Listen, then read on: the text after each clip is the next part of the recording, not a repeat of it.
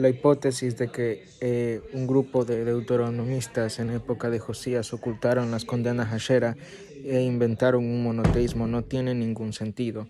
¿Por qué? Porque no hay ninguna evidencia o inscripción de Ashera antes del siglo noveno octavo antes de Cristo. Y si los deuteronomistas hubieran querido ocultar eso, se habrían encontrado evidencia de adoración Ashera datada en la época del rey David o el rey Saúl.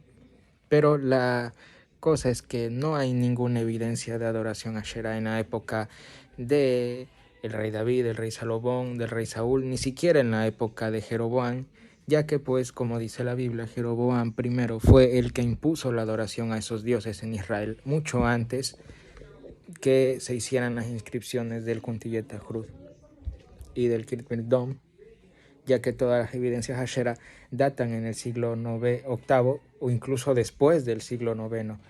O sea, datan en la época de los profetas que condenaron esa adoración.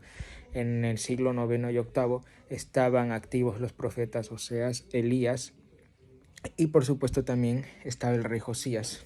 Así que algunas de esas inscripciones de Ashera datan hasta un poco después del reinado del rey Josías. Así que bueno, no hay evidencia de Ashera antes del siglo octavo noveno, ni en la época temprana de Israel, ni siquiera hay adoración en la época de los jueces.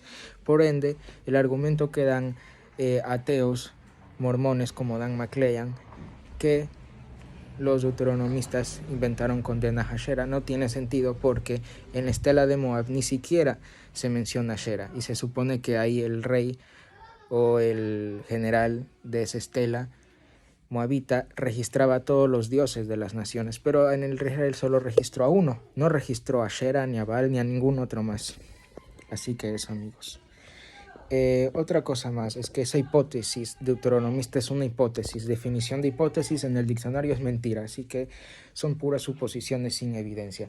Y tampoco tiene sentido que ellos quisieran inventar condenas a Ashera, porque en casi todo el Antiguo Testamento registran que Israel cayó en idolatría, que pusieron becerros. Incluso si se encuentra una supuesta evidencia de Ashera datada en la época de, no sé, del rey Salomón, pues la Biblia dice que Salomón también desobedeció las leyes de Dios y adoró dioses. Incluso en los jueces se menciona que los israelitas desobedecieron. Así que no hay ningún problema que encuentren algún objeto de Ashera datado antes.